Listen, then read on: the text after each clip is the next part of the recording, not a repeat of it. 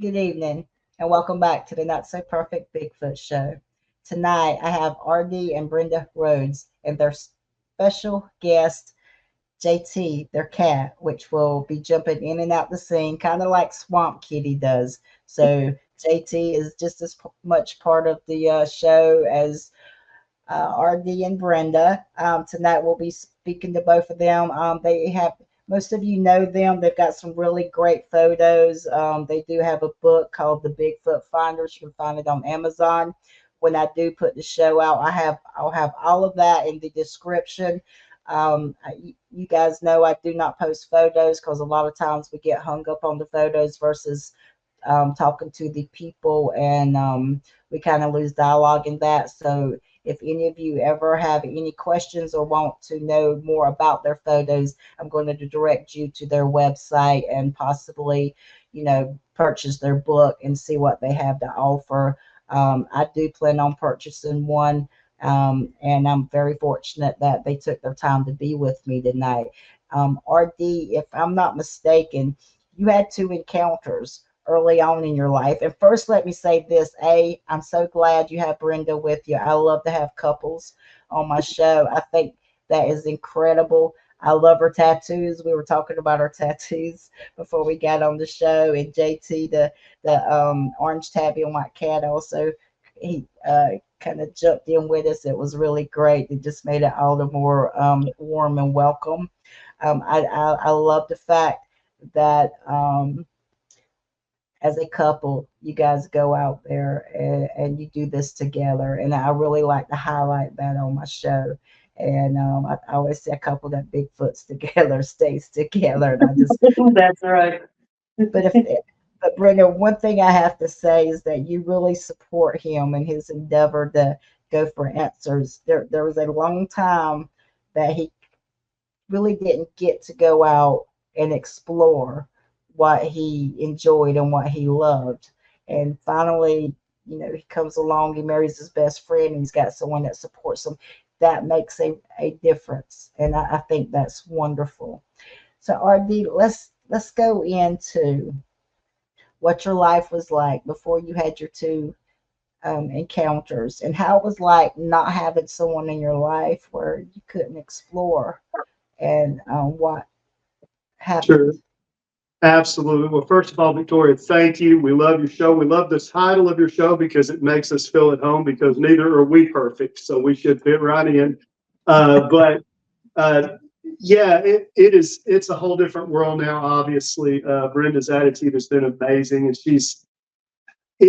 as a matter of fact, many of the things that we experience, even if we're not together, I'm talking to her on the phone and I have different. So most of my visuals, I'd say half of the visuals I've had in the last year have come when I was talking to Brenda on the phone. I was at work, I travel a lot, and I'll just pull over to a spot that I just feel like's a good spot. A lot of it's just intuition. A lot of it is you almost know where they are. They have a drawing once you've seen a few. But usually it's when I talk to Brenda, when we're actually talking, that I'll say, "My goodness, I'm looking at one now," and I mean, it's just crazy. But I get jealous because yeah, she gets jealous. I travel all across I travel in 5 states. That's why we photograph Bigfoot in Tennessee, Alabama, Arkansas, Mississippi, and Kentucky. But some of that has been in my travels, and most of it we've been together. I almost feel like I'm cheating on Brenda when I get out and pull over at a park for a few minutes and see something or photograph something. But they're not really that hard to find. Backing up, and by the way, I wouldn't do any of it without her and couldn't. So I just thank my best friend, my wife, for doing this with me. But backing up to my first encounters when I was a child, and I know different people have heard this, so I'll try to put it in a little bit of a nutshell because I love just sharing about Brenda and I and what we do together now. But my first one happened at my grandfather's house, or my grandfather owned his property in Rutherford County, Tennessee, geographically in the center of the state of Tennessee, back in the early 80s. And I was either 12 or 13. I think I was 13. And I just walked back to his back field. It's probably September or early October. It wasn't Thanksgiving had not came yet, and I was doing what I call scouting for deer. Step up on step up on the bank of a pond that he'd had dug and look toward the far end of the field. And looking back, this one encounter helps us so much today, but I didn't even realize that we're writing our second book now, and I talk about just that intuition, just that knowing. But when I saw this first one, I stood up on the bank of that field, probably 85 years away, 85 yards away was the corner of the field. And as I'm looking at it, it begins to look hazy or blurry, like I'm looking through a really hot heat, just in one specific area. And I thought I had something in my eye. So I remember even kind of rubbing my eye, like, did I get something in my eye? And instead, I see what I thought at first was a man walking out of that corner. He's dressed in all brown, everything's brown, brown gloves, brown shoes. That's what I think at first. And I'll never forget the face. It was just like there was a perfect toboggan thing on. So there was no hair at all through here, but everything else had hair. But at the time, you don't try to convince yourself you're seeing Bigfoot. You try to convince yourself you're not seeing Bigfoot. So in your mind, you're trying to file this somewhere. You think it's got to be a big man in a brown suit and brown gloves. And why would he be out here on somebody else's land dressed like that? He took about 3 steps. I noticed immediately his gait. He did not walk like a person. He did not lock his legs. There was more shifting to his walk. He was in his back. It arched from a really weird spot. Some people say they don't have much of a neck, but when you're looking at it from the side, it arches almost from like 2 vertebrae lower than it does with a human. It was really weird the way he was leaning forward. And as I watched him, he stepped out into the sun. And I got to watch him for about 45 seconds, but he steps out into the sun, and he doesn't turn his head. He kind of swings his shoulders, but I'll never forget, he kept walking the very same direction that he was going. He didn't change directions at all. And he looked at me, and when he looked at me, I felt words. I felt the words, "Don't mess with me, and I won't mess with you. Mess with me, and you'll regret it." It just hit me. And I was like, I didn't know if it was fear. I had nothing but a single gauge 20-shot shotgun with 12 load in it. And I'm holding it at a 45-degree angle. My heart's going boop, boop, boop, boop in my neck. And I'm watching this. And I just remember those words, "Don't mess with me and I won't mess with you. Mess with me and you'll regret it." And then he turned his head back straight, which was more of a shift of the shoulders there. And he continued to walk straight at that point. He walked on straight across, and I don't even think I was breathing. I mean, I was just like frozen in fear, holding my gun at that 45. Is this creature is a Bigfoot. It's probably 7 feet tall. It was thick. It wasn't super muscular, and it was brown. Most of the ones we've seen are black, but we see all different colors. But this one was very brown, and the sun was on it. I could see it. I've always felt like it meant to expose itself to me. And I watched it until it walked clear out of sight. When it walked out of sight, it was time to run home as fast as I possibly could. So that's what I did. That was my first encounter. You can't put the genie back in the bottle from there. You can't unsee it. So you do one of 2 things. You either talk about it and tell people about it, or after people make fun of you a little, get bottled up inside and don't talk about it for a long, long time. I always say it's like a library where you're trying to put a book back on the shelf, but there's no place for it. So you're just trying to cram it into something that makes sense, and it doesn't make sense. And so that's why we tell people the world doesn't deserve to know the truth about these creatures.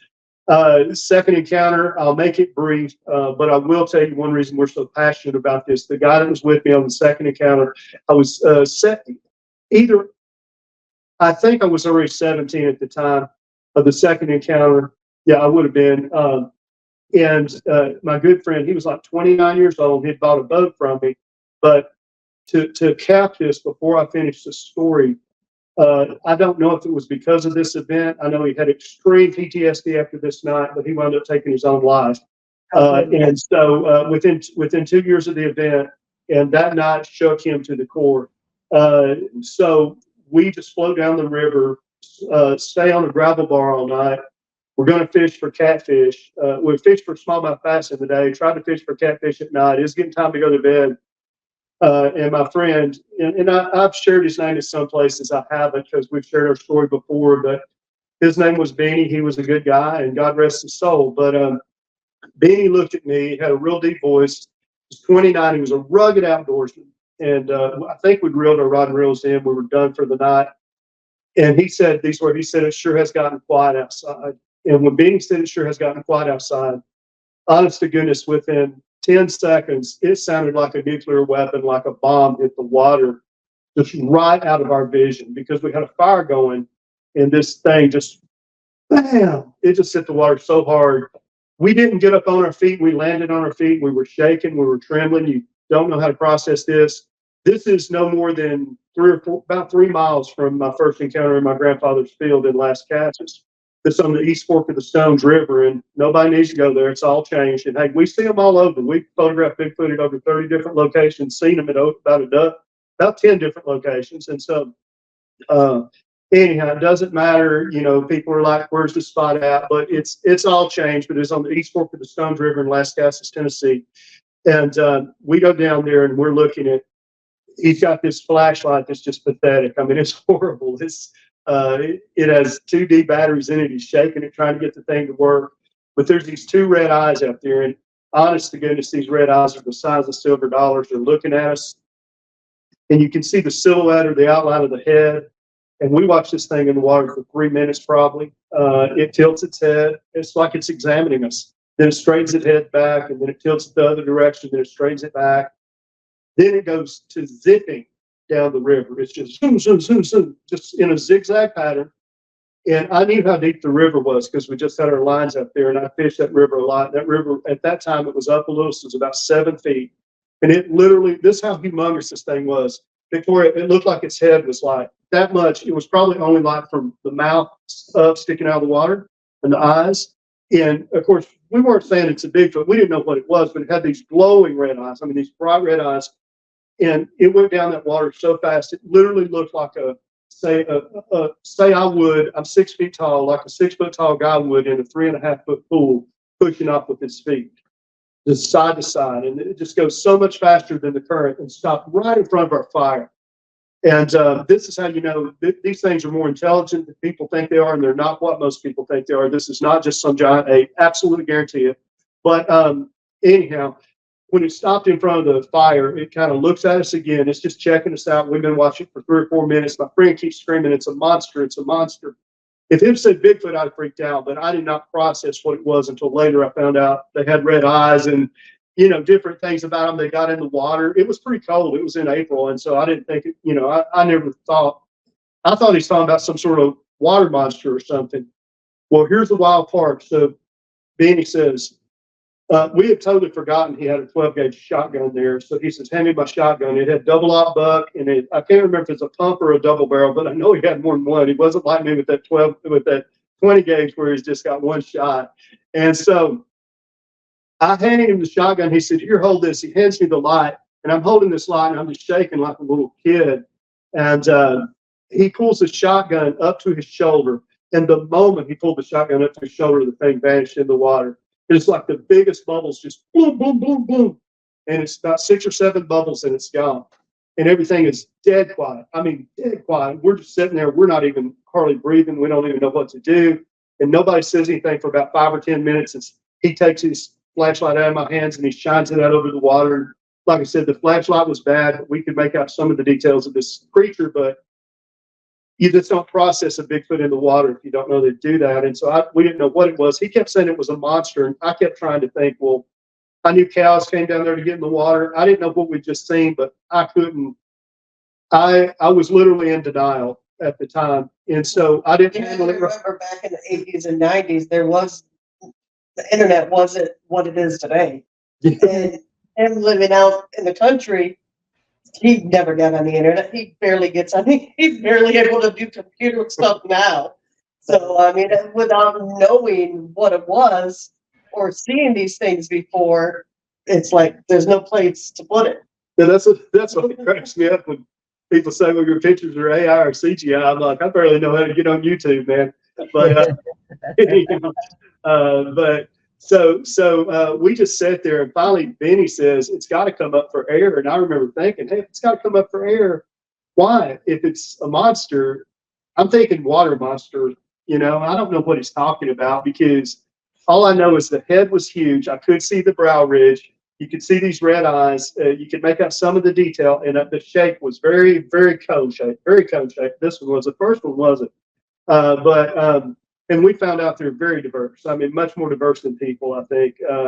That's one thing Brenda always says when people ask her what surprised you the most is how different these creatures can look. But this one, I mean, if the head is any indication, there's no telling how big this was. It was so much bigger. The first one, it walked right under my deer stand. The first was probably 7.5 feet tall. This one was much bigger than the first one. I won't give a guess because all I saw was the head stick out of the water, but the size of the head was just absolutely ginormous. So after about 5 minutes, Benny said, well, we're going to stay up all night and watch for this thing. We're going to keep an eye out because it's going to come up and kill us. That's what he said. And I'm like, good. I said, Ben, you can stay up if you want to, man. I'm going to sleep. And once again, I wasn't brave. I was just in denial.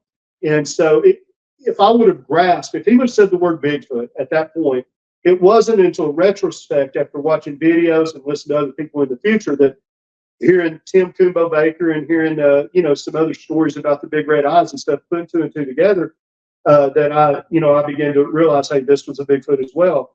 And I began to see the pattern. Once you've seen them, you're kind of known by them. And I know that's freaky to some people. And I'm sorry if but it's just the truth. But so anyhow, nothing else was said. The next morning I get up. We're going to stay the whole weekend there on that, fishing up and down that river. We packed up. We went home. The last thing he said about it that morning, he said one thing. He said it never came up for air. And the ride home, he was a totally different person. We really didn't talk much after that. He was never the same. He moved off. And like I said, I'm not saying this caused it, but I know it changed him greatly that day. He did have PTSD on the way home. We didn't spend much time together after that, but he took his own life within 2 years of that fishing trip. And so that's why we say, I mean, there's people that know these things are out there. The government, I believe, knows they're out there. Sometimes I'm afraid we know too much, but the world does deserve to know the truth about these creatures. And that's why we do it.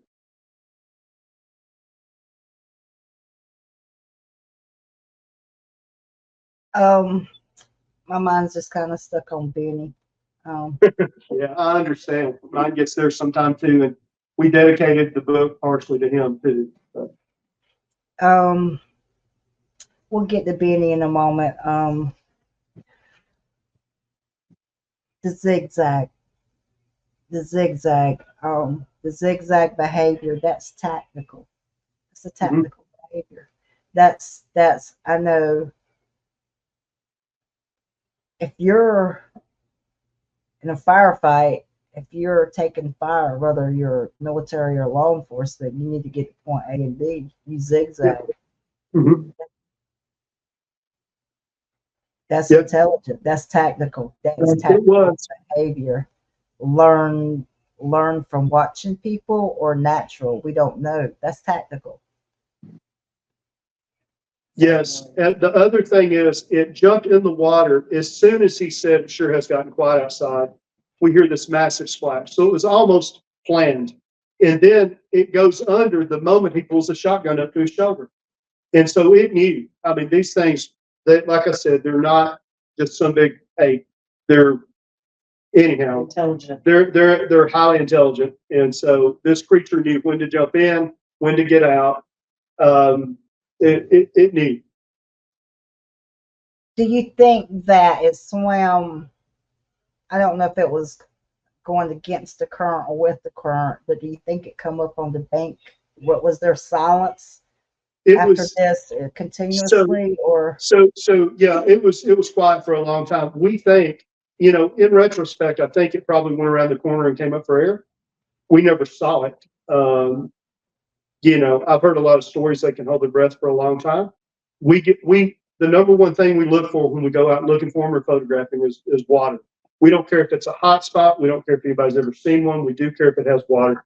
And so they gravitate toward water big time. I do think it probably came up for air, but these creatures are not what people think. And so having said that, I don't know. I just know we did not see it come up for air, and that freaked him out even worse. And, I was like, when you see something so crazy that you have to just almost pretend it didn't happen, that's what happened to me, because there was just no place to put this. It was just, that before we had computers in the houses, and before we had phones. We actually lived a little. We Yeah, actually absolutely. I mean, my favorite time was on my grandfather's farm roaming, and we could get over on his neighbors too. There were just countless hundreds of acres we could get on, but yeah, that obviously, that starts to come back, and you think about that your whole life, but there never was a time that I could really pursue that, and until I went through a divorce about 4 years ago. Brenda and I have been married almost 16 months now. Almost 16 months now, and of course, it's just been the greatest time. But we, we just decided. I told her, I said, "Hey, let's go out. I want to see another one. I want to photograph another one." Did not think it would happen. Really didn't think it would happen. We were just because we do everything different. We don't go deep in the woods like most people. I mean, sometimes we'll go a mile or two. Usually we're on a trail, but once you learn the habits of these creatures, you don't have to be Rambo like 2 miles back in the woods or 5 miles back in the woods. It's just not like that. I'm sure you'll see them back there, but you don't have to go that far to see them. You don't have to go that far to photograph them. So we just started hiking in hopes of seeing one. And anyhow, well, I'll let you. Brenda, you want to tell about the first day until we, First yeah. day. Oh, And it wow. does go back to Scott Carpenter too, some of it. So Yeah. Because I mean that's what he was playing. We were watching some Scott Carpenter on the ride to the place where we went to, and this is before I moved to Tennessee. I lived in Arizona. I loved Arizona. Wanted to see an alien so bad. Never saw a UFO. So when he mentioned that he's seen Bigfoot and wants to, pursue more Bigfoot, I'm like, okay, let's go. Let's do it. I can't see any aliens. Let's go see some Bigfoot. I love you. I love you so much. Oh, And so, we're out hiking around and, just having a good old time, taking pictures of everything because it's the first time I've ever been to Tennessee. just tell them where we're at. You tell them where we're at. That's gonna be okay. Um, laying between the lakes we were at. sweet spot. Yes, yes. And it was just so amazing. We were about, oh gosh, we were almost done with the day. At the very end, we're walking down. There's water on one side, and on the other side, there's nothing but woods. Well, my dear husband has told me that they stink. If you ever smell something bad, take pictures. They've got to be around. So we're walking down this trail, almost done for the day, and I all of a sudden smell something like wet gym socks, rotten animals, and I start taking pictures. And after a couple of minutes, he realizes what I'm doing and why, and so he starts taking some pictures. And we have these guys that are on our book, plus several others. I think there was 5 or 6 Bigfoot and dogmen in the same area that we got pictures of that first time we were ever out. That first time rocked our worldview because not only did we get the Bigfoot on the cover, and that was taken, if anybody wants to complain about the picture, it was taken in February of 2023 with the Samsung Galaxy S8. Yes, there was one still working at that time. So we didn't have any equipment. We didn't have anything. But the thing that blew our mind was just the plethora of different creatures that in those same series of photographs with this Bigfoot, we have an 8 foot tall blown up. You can see him on our website back on the speaking engagement page, but we've got him blown up into 8 foot tall. We call him Pat. He's walking away. He's a giant Bigfoot. We got him from standing in that same place. We got 2 or 3 others that are in our book. We got little people. I know it's hard to wrap your brain around this. If all you think is this is just a natural creature, but Brenda got what would have been one of the best pictures ever taken of Dogman, but she had a crappier phone than I did. Brenda. Yeah. We got Samsung S23 Ultras just because they have such an amazing camera. And that's all we use is our phones. We don't carry equipment out into the woods. For one, I don't want to carry that crap when I'm hiking. And because I go and look for butterflies and flowers and I enjoy the scenery. And oops, I just happen to take pictures of Bigfoot and Dogman too. And so, yeah, the phone is the only thing we take, and it's just perfect. We've got some amazing pictures. You can be far more indiscreet with the Yeah. phone. That's one reason we use them. And let me back up for just a second and say to anybody that is listening, people like me and Brenda used to turn me off. I would cut off a YouTube video because somebody's saying, I saw this and I saw this and I photographed this and this was there. And this. I didn't like it. It was too weird. It was too much. And through photographing these creatures, we don't just photograph Bigfoot. We get portals and doorways and lights and different things with them. And you begin to understand some of this. But please, if you're that person out there in this, you're just like, this is too much. I was you. We can't even believe we're living this journey ourselves. It is too much. We understand that. We understand that you cannot analytically wrap your brain around this. All we can do is tell our experience and show what the evidence we've got to back it up. But I'm telling you, that's one thing that really blew our mind that first day, is we got cryptids I've never seen in a book, and they're all within 50 to 100 feet of the Bigfoot that we're photographing. And it just blew our mind. It was like there was some sort of a doorway or something open. And He's taking pictures from the car window and has found Bigfoot in them. We go down the highway and take pictures, and they're right there in like a swampy area. I mean, it's just amazing. And at one time, we would go out every weekend, and every weekend we would find something new. And it's like, there's no way another one can be in the picture. It's just amazing. It's just. Sure, and to address one more thing, we're not talking about pareidolia. I know there are a lot of people out there, and listen, we've got over 100 pictures just of Bigfoot. We've probably got about the same of Dogman. Some of them may be. I'll admit there may be some pareidolia in there, but if you look at just the entire gauntlet of our work, you're going to find out there's some stuff that just cannot be explained. There's detail in the face. There's pupils that you can see. There's just different facial structures. There's muscle definition in some of them. You just can't make this stuff up. And so it's real. It's out there. And most of the time we have those radical experiences where we see a lot or photograph a lot. It's not some hotspot that everybody wants to go to. It's someplace we feel like in our gut we just need to pull over right now and snap a photo. And we get a visual then. So that's how it happens. I think the beautiful thing about the country we live in and having different platforms is, if someone doesn't agree with a photograph or your opinion or your work, we're free to discuss it. Where we go wrong is when we become disrespectful and we do the personal attacks. And I wish that we had more open conversations and the comments were not more of an attack than an opinion. And there has been times I've taken comments off on my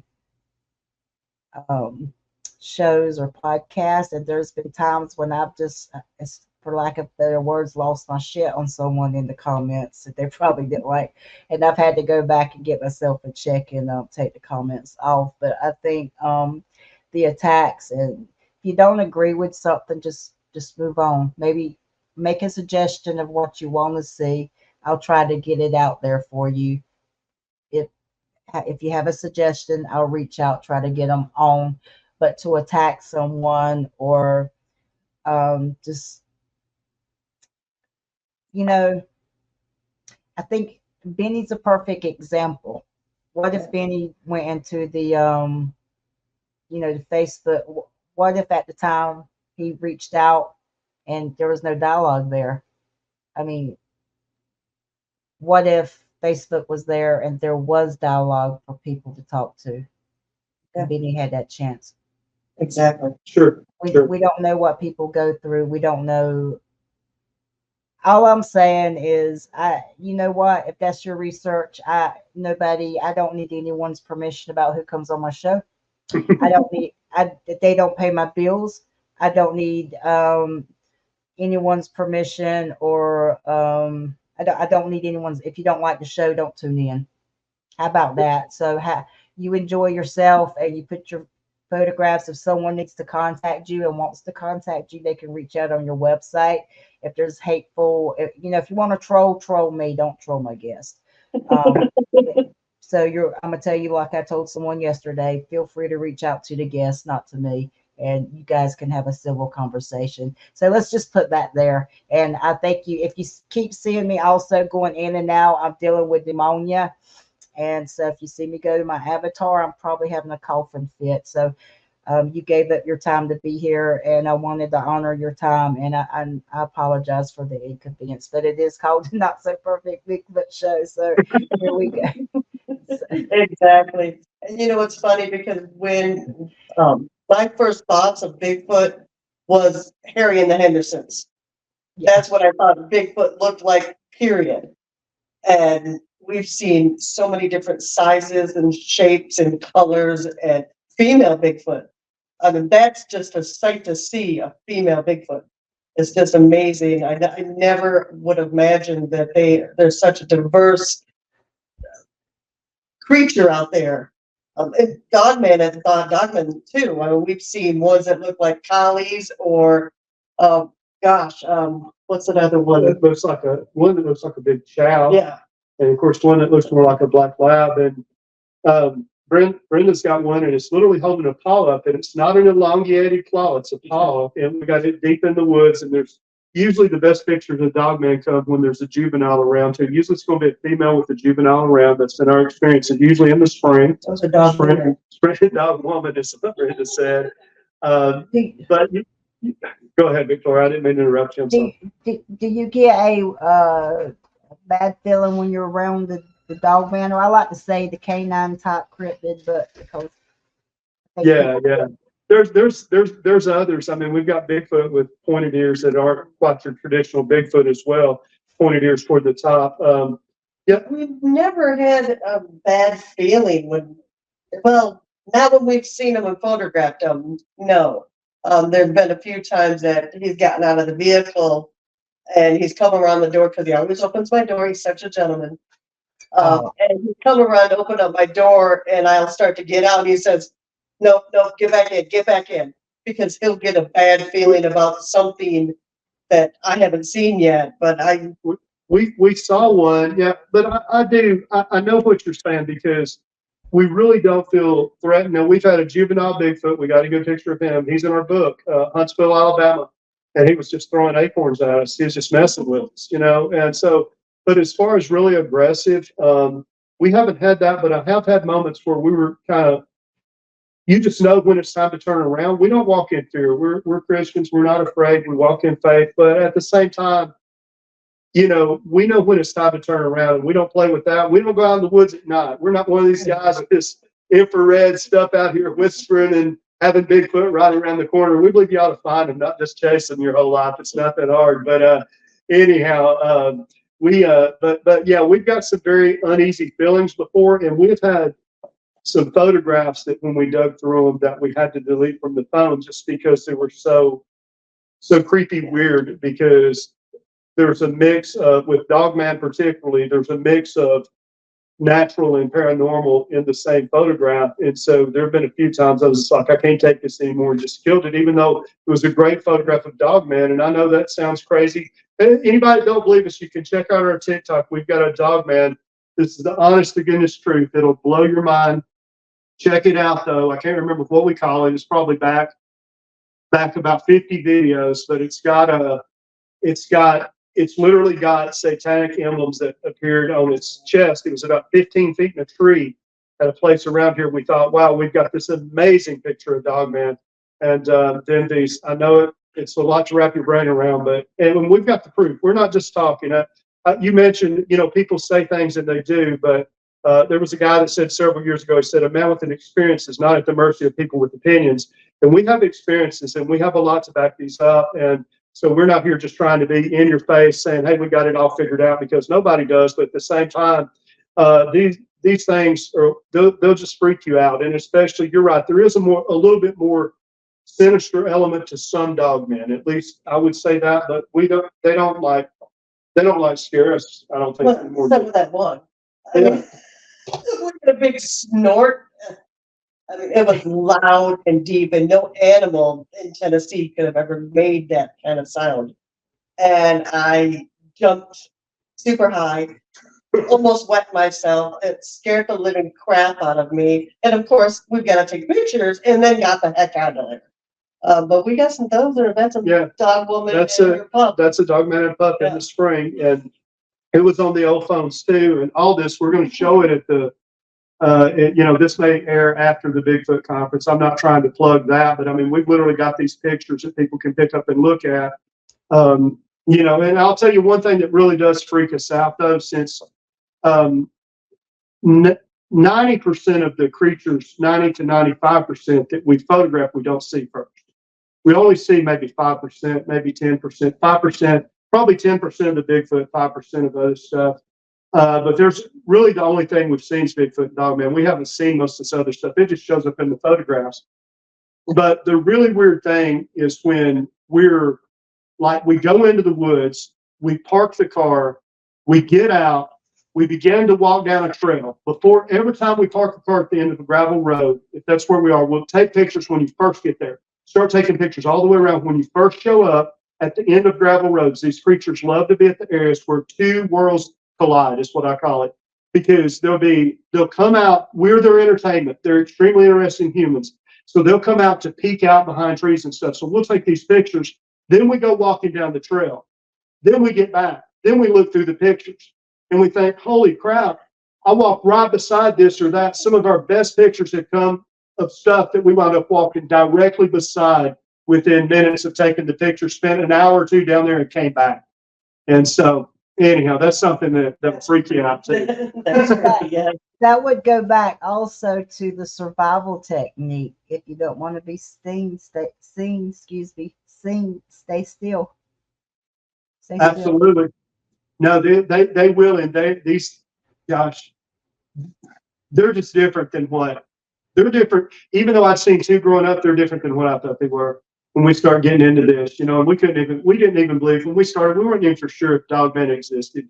We sure didn't believe in little people. We didn't believe in crawlers or skinwalkers or none of this other stuff. We didn't believe in it. And then the problem is it keeps showing up in our pictures.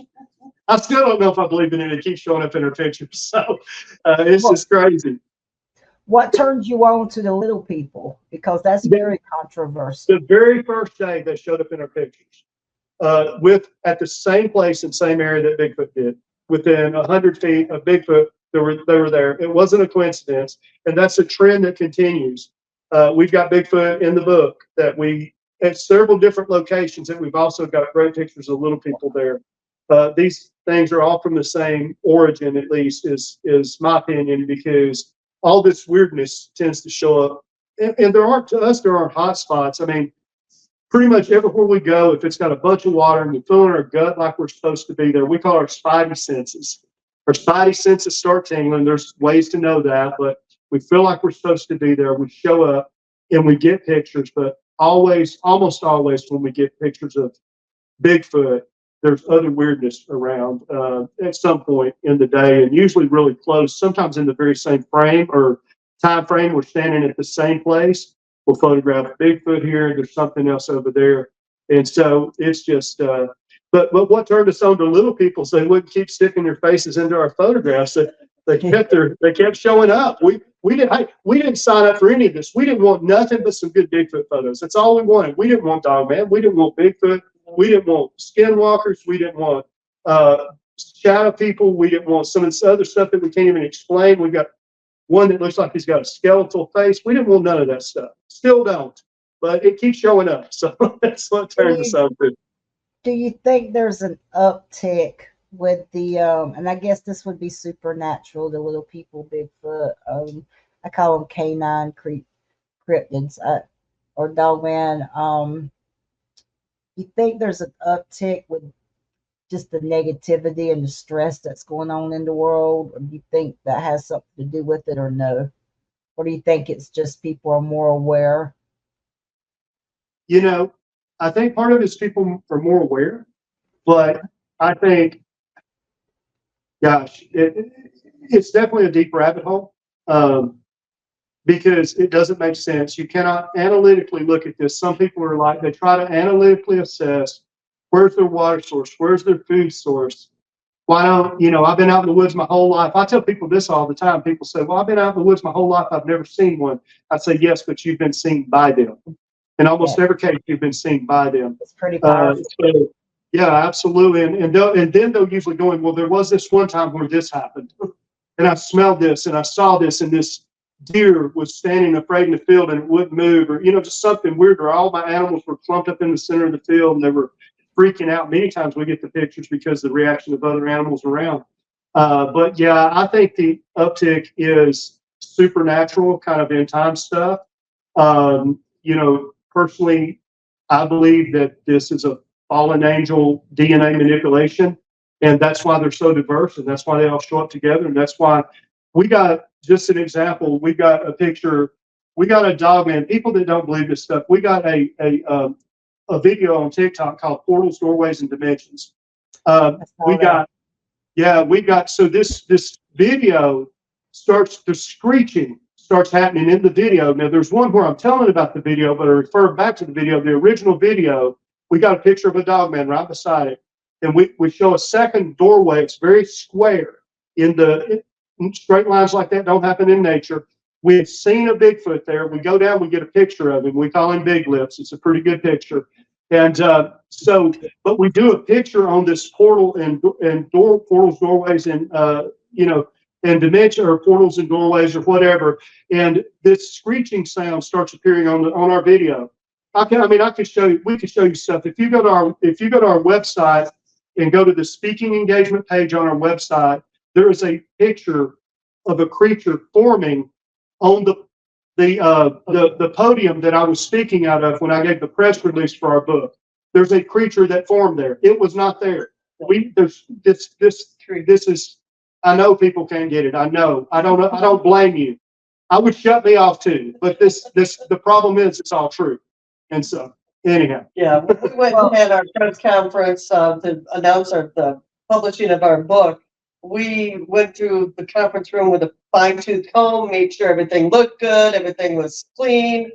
And then I, of course, videotaped the whole press conference. And after the videotape, we were looking through it, and there's some pictures that we took of it as well. And that's when he's noticing down there on the podium is just so strange. It's like his pants are melting into the podium, becoming this creature. And we're like, that was not there. Not at all. It's crazy. If you want to verify what we're telling you, you can go to our website. It's www.thebigfootfinders.com. Go to the speaking engagement page, scroll down to the bottom. There's a picture of me standing behind a podium when we gave our press release for our book. At the bottom of the podium, you're going to see something. Do a zoom in on it, do a screenshot, zoom in one more time. Absolutely guarantee you there's a creature there and you can see my pants are literally melting off onto this, It's just the craziest thing. And we were meticulous about everything looking right for this press conference. There was nothing on that podium. And so it's just this sort of bizarre stuff. We did not ask for this. I don't know if maybe God just knew we could handle it, but we're enjoying it. Yeah, it's a trip. So, but that's fair. Do you think sometimes, like maybe, I don't want to say negative energy, but maybe energy can follow you around? That's why you say prayed up. I'm a God person. I'm a Christian, but sure. That's why you think sometimes that energy just kind of sticks with you. I think this, once you're known by these creatures, or once you see them, they know you everywhere you go. So that's why some people have a whole lot of encounters. Once you start seeing them, you'll see more and more of them. I think that's true. I think maybe they know, hey, we're not out there. We do not condone anybody shooting one, trying to harm one, anything like that, trying to capture one. We do believe that photography is the highest form of research. So, because aside from having a dead body, which we don't want, unless we're of natural causes, but we don't want. And aside from, having a live specimen, which I don't believe they should do, I believe that would be inhumane. photography, we learn so much from these photos because a photo just stops time and you can observe everything around it. And so we've learned so much from the diversity of other things we find in the photos and the differences in the Bigfoot that it just blows our mind. What do you think what do you think your end game is for this? What You know, I hope, gosh, you don't want me to say this. I want When you you to say whatever you want to say. when you said that, the first, because we don't walk in fear, but I fear our government over some stuff we know more than I fear the Bigfoot that we run into in the woods. And the truth is, when you said that, my first thought was, I hope we live to see it. But we just believe the world deserves to know the truth. I mean, I'll be honest, I would rather speak at conferences and share and write books about it and educate people as I would work a 9-to-5 job. I mean, I would love to do that. We would love to, monetize this and make it. That's not why we do it. We have not even come close to recovering the investment we've made already. That's not our motive. But ultimately, this stuff is real. It's out there, and I believe not only is it out there, I believe it tells a story. I believe it tells a story about the days we're living in, about the end times, about the coming, not getting too preachy, but about the second coming of Jesus and things like that. And so, I believe for many reasons, and because of people like Benny, because there are a lot of people that maybe they don't take their own life, but they're psychologically they're wounded their whole life, and people minimize them and make fun of them because of their experiences. And you're right. I mean, thank you for your show. Thank you for places where people can talk and not be ridiculed, because people deserve to know the truth. The truth will set you free in every way. Families with small children, I believe they can be dangerous. We haven't experienced that much. We don't go out at night, like we said. But families with small children, I believe there are missing people, and I believe just like humans, there are definitely rogue cryptids that do harm. And I believe people that spend time in the woods, basically everyone deserves to know the reality of these creatures. So that's our end game. Whether we're, sometimes we feel like small fish in a big pond, but ultimately we want to do our part. Well, I think that I like the fact that you stick to your guns. I like the fact that you are open to communicate with people, whether they agree with you or not. That you give that come and talk to me kind of, you know, feel about you, and we need more of that. So I respect that. I do think the Scott Carpenter technique is a very good technique.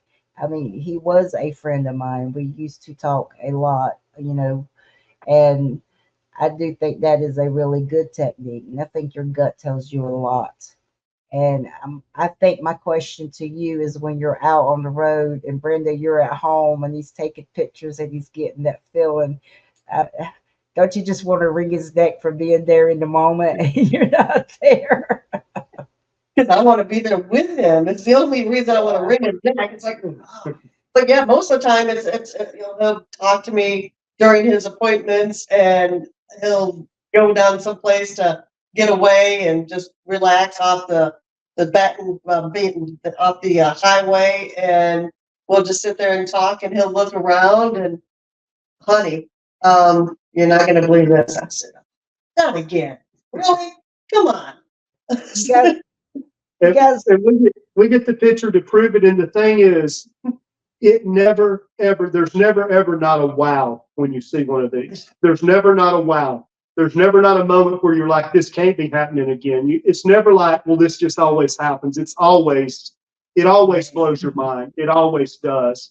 And yeah, Brenda's amazing, but I think she does feel like I'm cheating on her a little bit when I get out there and take a picture without her there. So because I work from home, and so he's always out on the road doing his appointments, and so he always has that opportunity to see more than I do. But we make up for it on the weekends. I mean, most weekends we're out walking the trails. We just bought kayaks a couple months love ago. kayak. I saw that. I am a kayaker, diehard Uh, kayaker. First time I've ever been in them. Oh my! I grew up with canoes, so I mean it's basically the same thing. We got to sit on top kayaks, and we I figured like it'd those. be a different point of view. Go and see Bigfoot where nobody else could see him before. And we've had a little success. We've had some. So it's Yeah. just another adventure, another path to the adventure that we're on. And the main thing is just breathe. Take your time, enjoy the scenery. When we go out there and focus just on Bigfoot or Dogman, we don't find anything. We don't. Yeah. That's right. But when we go out there and we enjoy it, I'm a big butterfly, big flower person, waterfalls, and enjoy it and spend time with nature, then that's when we usually find and photograph all the Bigfoot and Dogman and cryptids. I've seen fairies. I was looking at these butterflies and all of a sudden I'm like, there's just no, yeah, I didn't just see that, did I? I mean, if they were like just balls, almost orbs, but you could see inside of it, kind of looked like a dragonfly inside these orbs when they flew over into the next field, and he was off taking pictures of Bigfoot, so he didn't see them, but it's like, wow, that was so neat. Well, nature can be a mysterious place.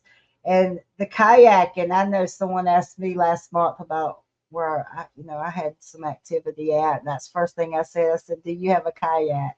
Because you're going to need a kayak and snake boots." But kayaking is just, I love it. I am a kayaker through and through, and kayaking is, even if you don't have an experience or get anything, any photographs, you're out in nature, you're enjoying your partner, your soulmate, and you're living your life, and you're not living it through someone else's lens. Exactly. Absolutely. No, we we love it. I actually gave so many people on TikTok or YouTube. People ask, "Hey, what would you do if you were in my area? Where would you go?" And like I said, I always tell them, "Hey, look for water." And I told one guy because he was right down in that same area where I had my two encounters as a teenager, and I said, my first question was, "Do you have a kayak?" Because if you do, I told him the bridge to put in at, the bridge to pick up at, and take pictures when you smell something, because you'll smell something going down through there every time. But anyhow, that's definitely and I think Brenda's exactly right. I mean, she had an amazing visual, and she got some of it on camera this year, but we were down there, we weren't there. This was her day. I said, "Baby, I know we go looking for Bigfoot. I'm giving you a day." She loves waterfalls. We don't have waterfalls in West Tennessee. They're all in Middle Tennessee and East Tennessee. So we went to Tullahoma, Tennessee, and I mean, the cryptid just blew up that day. We had all kinds of pictures. We had a visual sighting. That doesn't happen all the time. That's pretty rare. And that was something that was funny, because I'm looking through my phone that I use as my camera, getting ready to take a picture of the scenery, and I see this.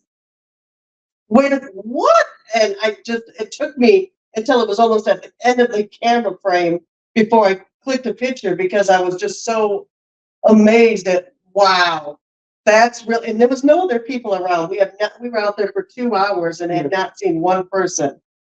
And it was.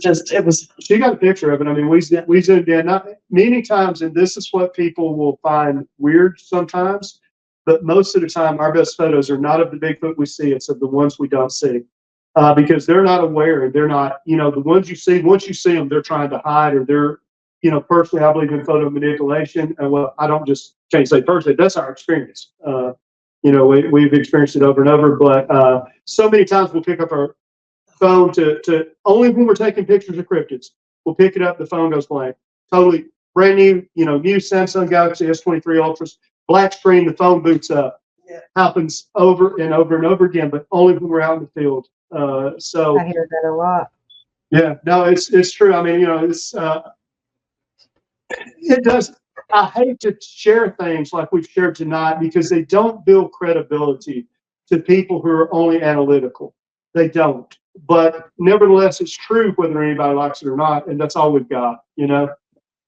How about be yourself and go where your research takes you? That's right. And keep an open dialogue with those that may not agree with you, because you never know when you find a middle ground and can learn from each other. Sure. And hey, listen, Yeah, we don't mind anybody not agreeing with us, but what I don't like is basement baby armchair quarterbacks that never get out and do anything themselves that are, oh, that probably sounded pretty rude, but I'm not trying to be mean. I'm just like, get out there yourself. See if what we're telling you is the truth. Check it out. Give it a shot. You'll find out. Or, It is. Open or mind. ask if you have a question. Just take the time to make contact with you. Just ask. And sometimes it's all in the way you present yourself. But it Sure. seems like people are so on the defense. Mhm. Everything comes out raw and just like you're preparing to argue, not listen. And Hey, I don't blame them. There've been so many shysters that have come along. There have. As I shared earlier, hey, when people used to sound like this, I'd cut them off. I wouldn't listen to it. It's too much. I understand that. I get that. There's nothing in it for me. I'd rather be the guy that saw one or two Bigfoot and we could just sit down and talk about that. And Brenda saw one. We're good. That's our whole life. But that's not the case. And so, but I would just, like you said, just ask anyone, at least be open to the possibility. We have a lot of people that'll comment on our stuff and say, that's really a stretch.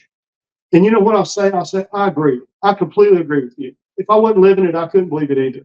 But all I can do is tell you, I'll pass a lie detector test and Brenda will too. What we're telling is the truth. And we're going to tell the same story every time we tell it because it's true. And we continue to have good results when we go out because what we teach and what we do works. It's just that simple. But I almost, it does put you in the hot seat. We get a lot of hate, and you can't have thin skin and do this. So haters don't pay my bills, and I don't care. So. And one thing is when we do everything wrong, we don't go out there with infrared cameras. We don't go out there with, night goggles or drones or anything. We go out in the day with our phones and that's it. We don't do swoopes. We don't do wood knocks. We do everything. We don't even go deep in the woods like most people. We do everything wrong. You do you. You do you. Yeah, we do us. Yeah. Good for you. I mean, occasionally we'll go a mile or two into the woods, but most of the time we're 100, 200 yards from the car. And so that's our gig. Depends on where we're at and what we're actually doing. If we're going up waterfall, we'll go farther down the trail. We'll hike a loop, yeah. Yeah, because the waterfall is always farther away from the road. But, if we're going around here just for a day out, there's sometimes we won't even get out of the car. But we'll take some pictures and there'll be Bigfoot there. You're doing a conference coming up. Give us the info on that. July 27th, next Saturday, is the Smoky Mountain Bigfoot Conference. We will have a booth there. Come join us. Come see us. Hang out with us. We'll have selling autographed books. We'll have T-shirts. But the main thing is just come and see us. Say hi. Yeah. She may be talking about, and I believe too, I don't think we've gotten final confirmation, but I believe we're going to be the keynote speakers at a conference in Bristol. Is it? No, it's the one Harley something with it, and Dr. John Staney, and so it's a Bigfoot festival in September. I wish I had that information right now, but just kind of waiting on final confirmation on that. So we may be speaking at that as well, and that would be exciting. And so yeah. This will be up before you do your Smoky Mountain. We would have went live tonight, but like I said, I had pneumonia, and I didn't know if I was going to go into a coffin, and so, but this will definitely be up before then. And what is the address of the conference on the 27th? It's at Gatlinburg. It's at Gatlinburg. It's the big one in Gatlinburg. It's at the center in Gatlinburg. Come meet us at our booth. You want to know what I do? Go ahead. Go ahead. No, if they want to see about 50 of these pictures of pareidolia that we got, come greet us at our booth. We've got all these pictures up that we might win them over, buddy. We're all day today getting ready for that conference tomorrow or next week.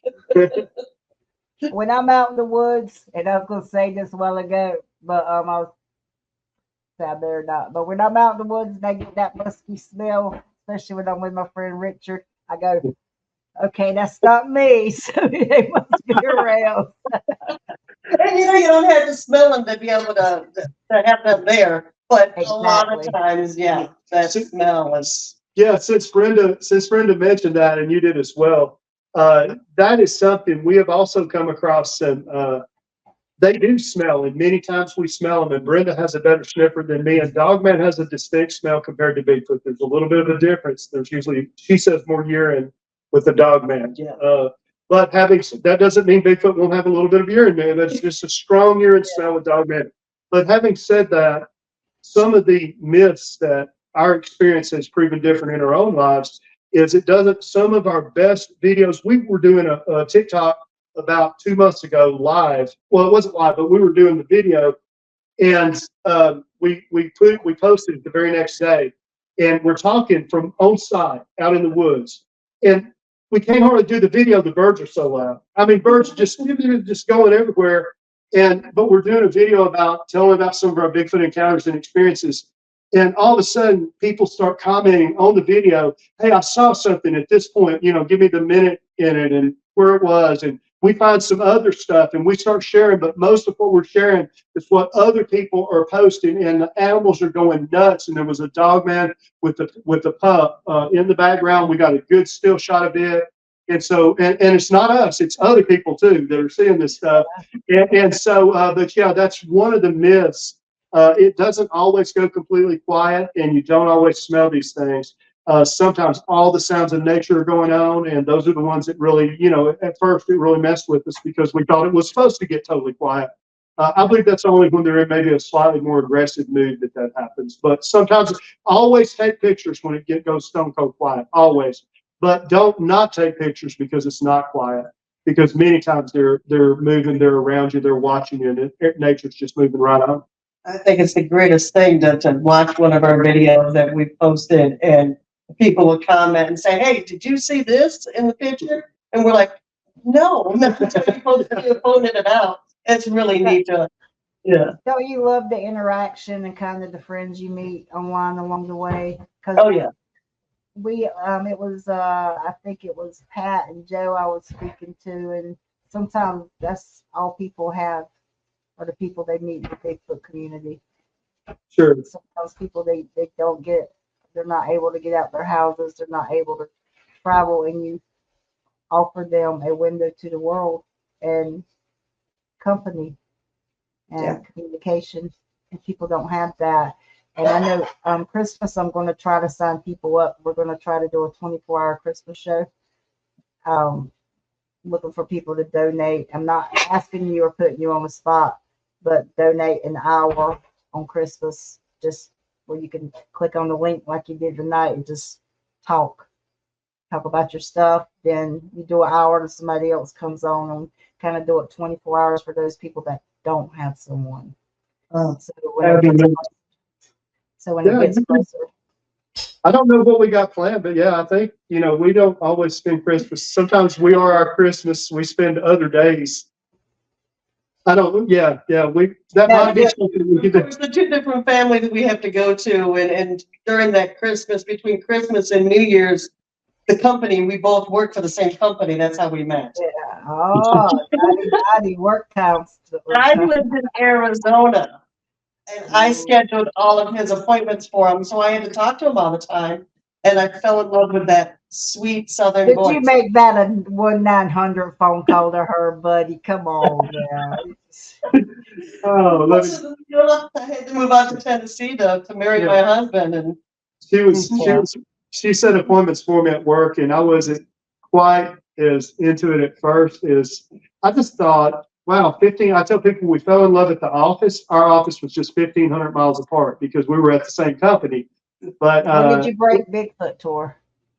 It was early on. I would say it was before she ever came. She came out here the first time in December right at the end of 2022, right around Christmas, right before Christmas. Way before. And before she ever came out to meet me, because we already knew we were going to get married. We already knew we'd never be happier. Listen, we haven't had a cross word. We haven't had anything but peace and joy. But anyhow, having said that,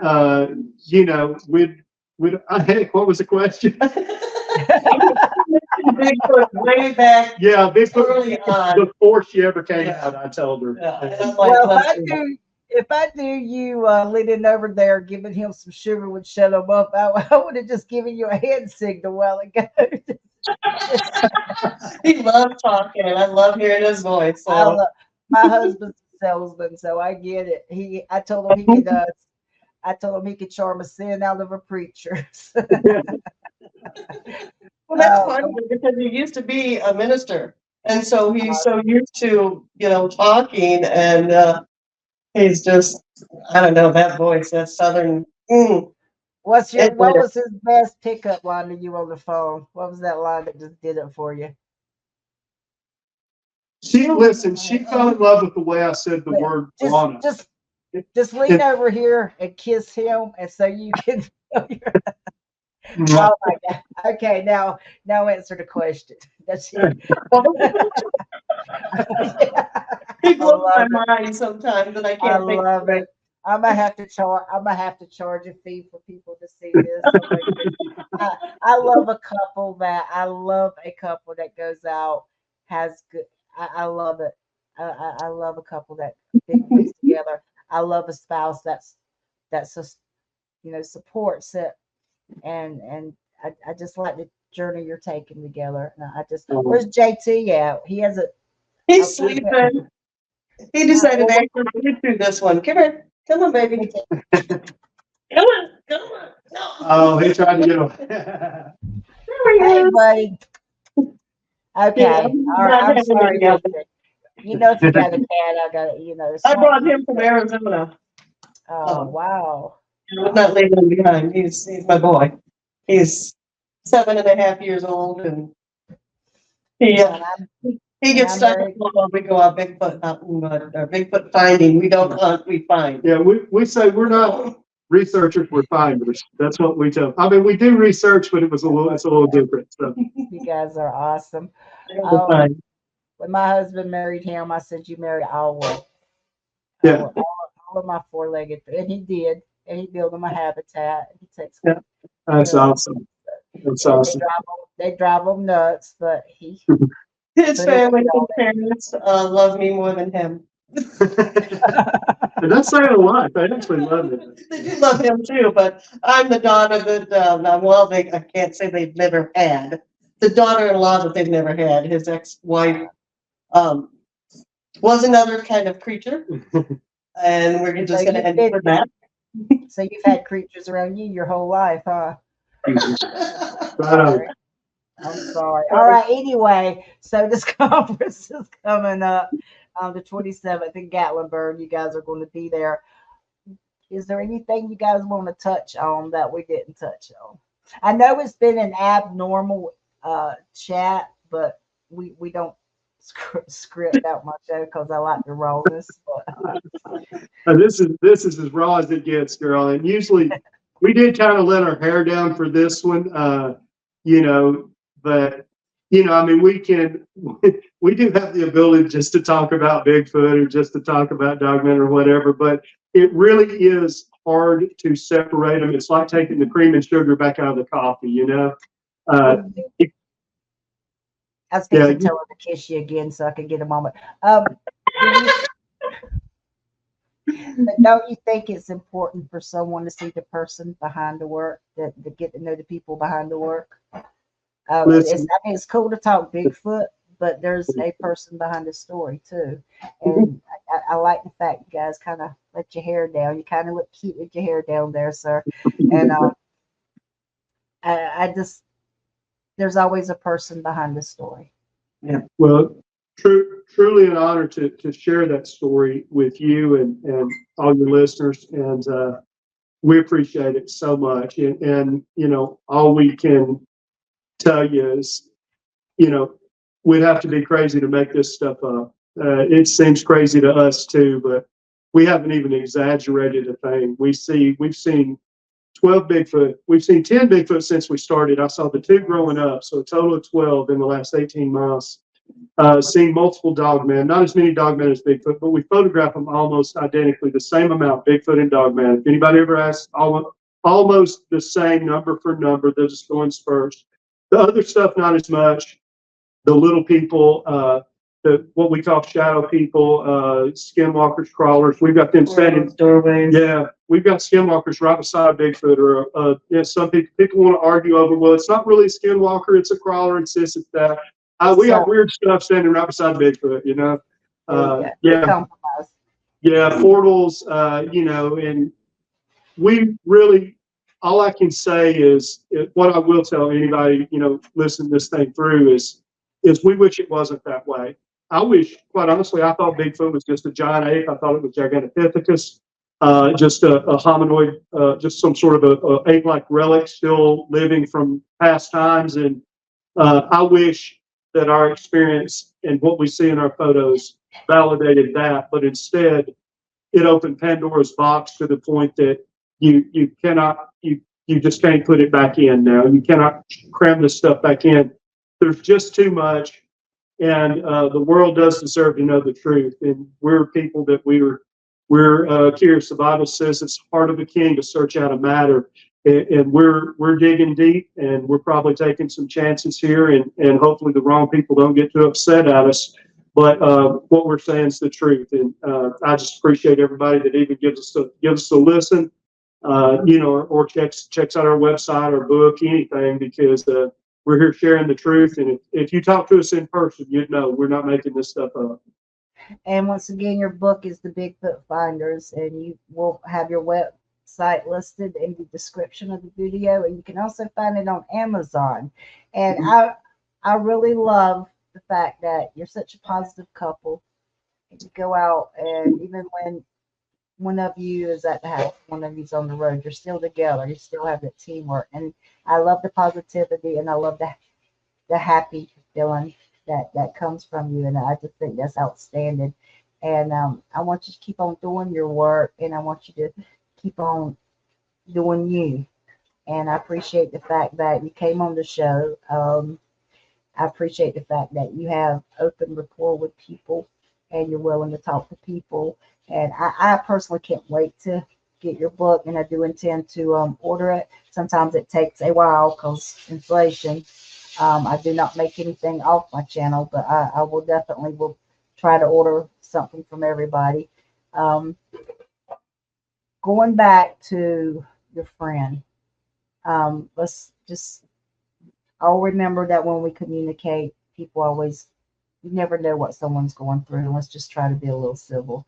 And I understand people are angry and they can get a little passionate about it, and I respect that. But still, sometimes you never know when someone's on their last leg. At the end of every video, I try to give someone a moment or some time to pay tribute to someone. Is there someone you'd like to pay tribute to? Yeah, I told Brenda probably just 2 days ago. So this isn't that I've been very fortunate as a human being. Now I've got 3 people in my life that have totally believed in me. My grandfather, if I told him I was going to be president when I grew up, he'd have believed it. My mom, if I'd have told her I was going to do anything, she'd have believed it. And now my wife is the same way. And so just very fortunate and honored to have had, I know there's people that have rough childhoods and not good situations at home. I had a good home situation, and I'm very thankful for my mom, my grandfather, as well as other members, my dad, obviously, but and Brenda now, because she believes in me the same way, and we do this totally together. It's both of us. So I guess that's who I'll give the shout out to. Also, hey, to Harley Owens, the man out there, Harley. We look forward to meeting you at that Smoky Mountain Bigfoot conference, brother. That's awesome. Hey Brenda, just step a little closer and let us see that sleeve. That's a pretty awesome tat you got there. That is awesome. I love that with the sunflower, and yeah, I love the colors. Flowers. Another.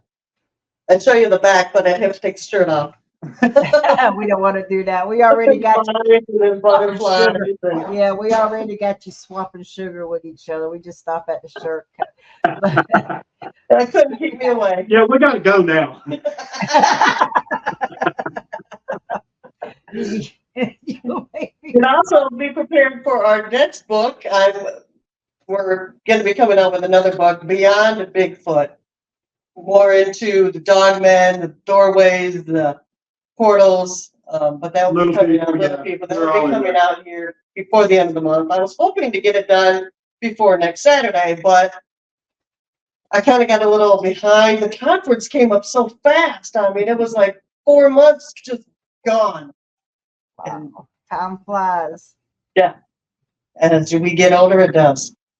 Enjoy Well, every second. I've enjoyed y'all, but I'm a cat person. So good night, JT. Where you at, Mau Mau? And I'm glad Swamp Kitty didn't see you. You guys are awesome.